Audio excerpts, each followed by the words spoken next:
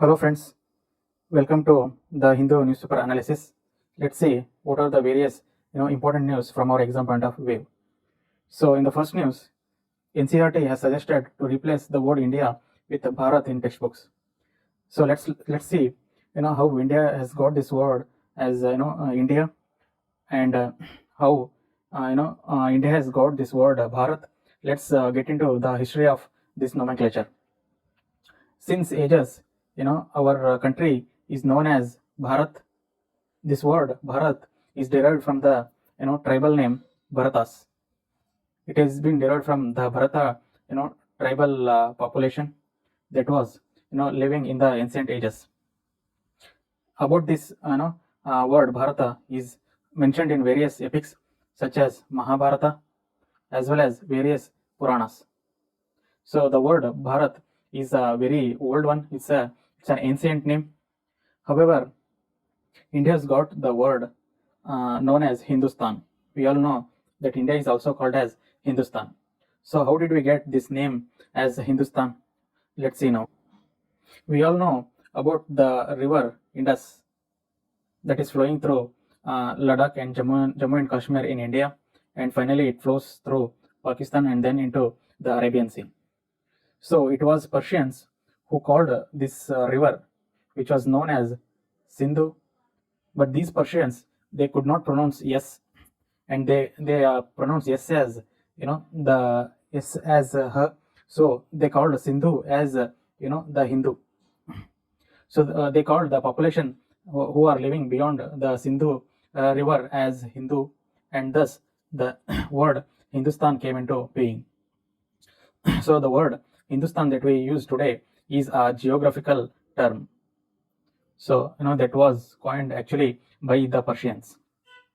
So the word India was given by the Greeks. This is also derived from the word Indus. They called this Sindhu river as Indus, and the population who are living beyond this Indus river as Indians, and thus our country came to be known as India. And the word India was frequently used by the British. When the East India Company came to our country, they used this word India very frequently, and thus the name India came into being, and we started to use this word India very often. Even in our constitution, article 1 mentions our country as India, that is Bharat. That means our country can be called by both the names India as well as Bharat. So now the NCERT panel has recommended to use the word Bharat instead of India in the textbooks. So this is all about the news. The next article is related to the role of urban agriculture for sustainable cities. When we say about talk about agriculture, we always think about villages or rural areas. But what actually is urban agriculture? Let's see that. The urban agriculture is nothing but growing the gardens as well as adopting the city farming, as well as the trees which can be grown in the urban areas, as well as there are certain new techniques such as aquaponics and hydroponics which are mentioned in this article. So let's understand what actually is aquaponics or hydroponics through this diagram. So here you can see that the plants are grown under where the plants get required nutrition in the water tank itself.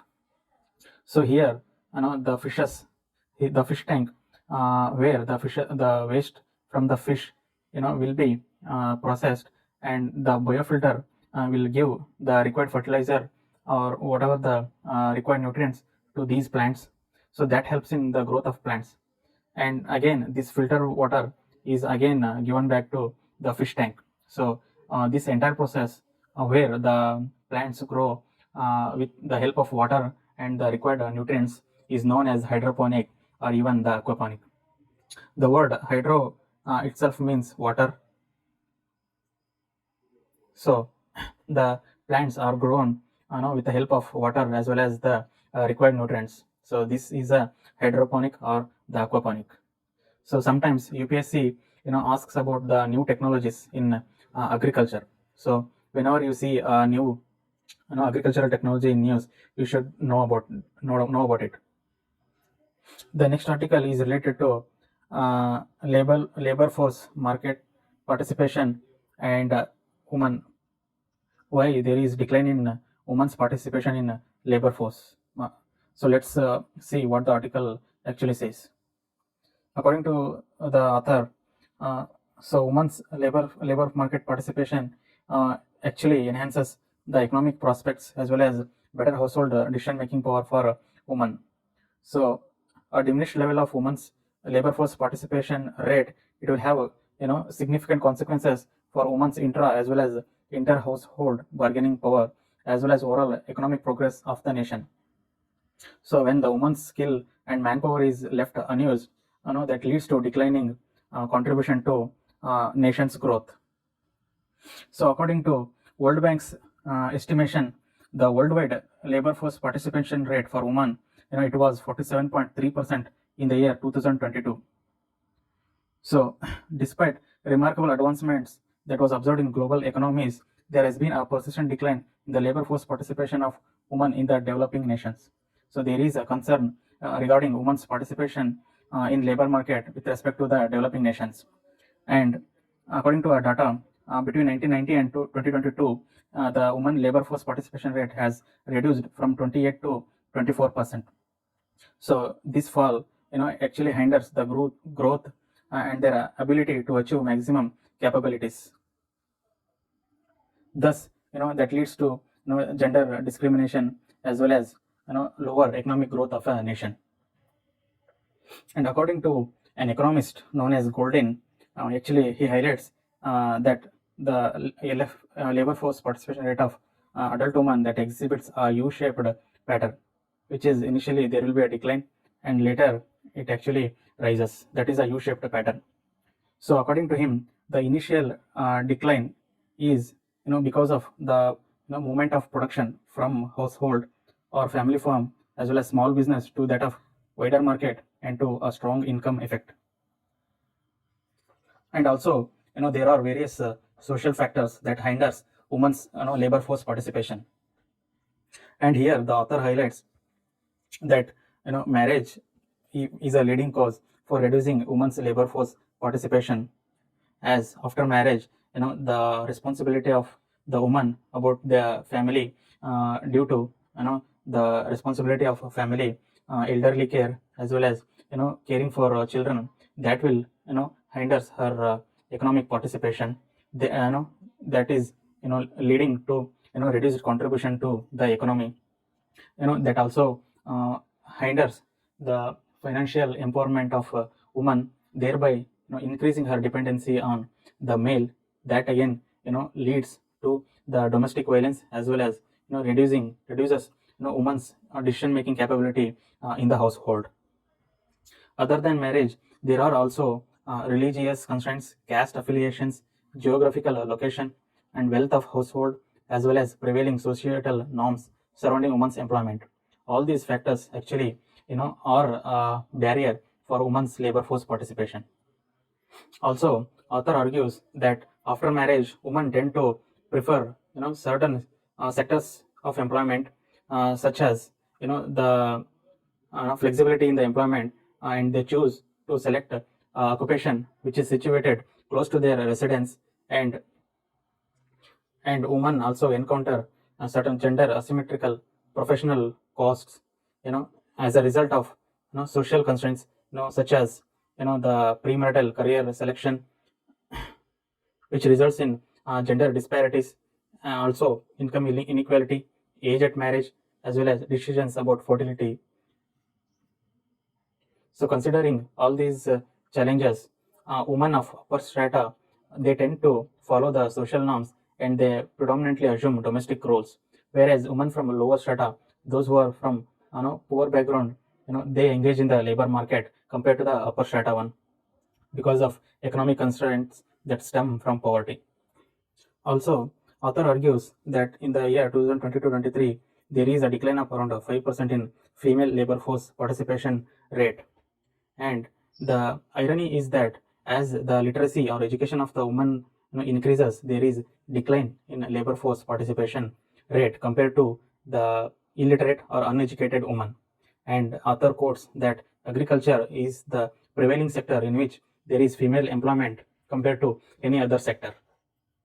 And for this issue of low female labor force participation, the author gives certain solutions.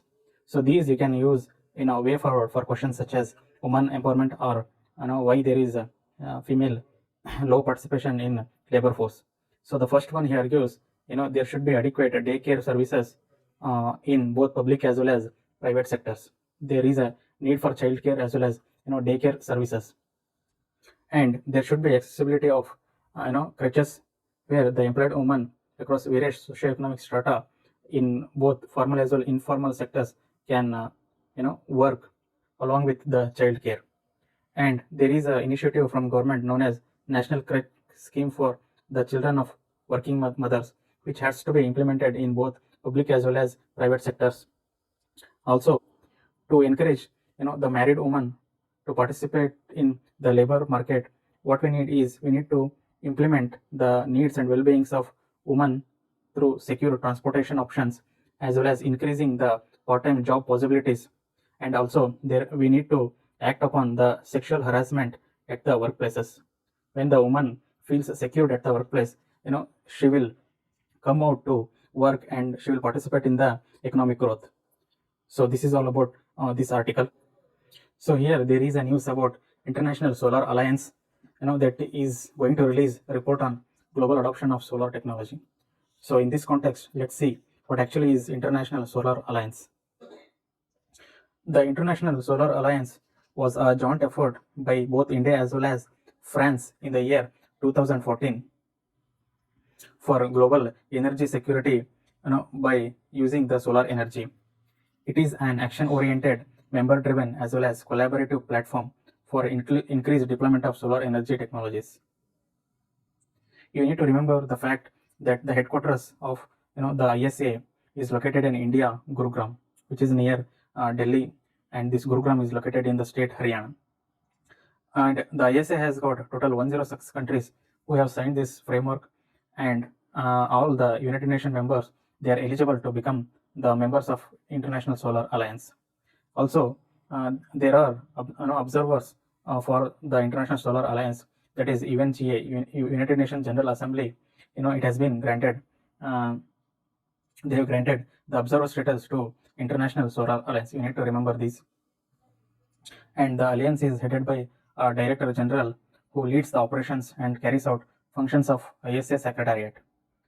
And the tenure of a Director General is for 4 years. And there are certain priority areas of this program. Those are analytics and advocacy, capacity building, programmatic support, as well as readiness and enabling activities. You need not remember all these priority areas. So this is about the International Solar Alliance. Here in the article, the author Dr. Sanjay Rajagopalan, he talks about unhealthy urban India and various the health issues in urban India. So India's urban population, it is estimated to reach around 675 million in the year 2035, which is second highest in the whole world. So for this planned urban area, a healthy urban population is prerequisite for India to reach a nation which can become a developed nation, as well as to reach $5 trillion economy. So urban India is prerequisite for a good economic growth. The author argues that the pollution in the urban area, such as air pollution, noise pollution, that actually leads to many of the health issues, such as the breathing problems as well as the heart problems, that leads to reduced life expectancy.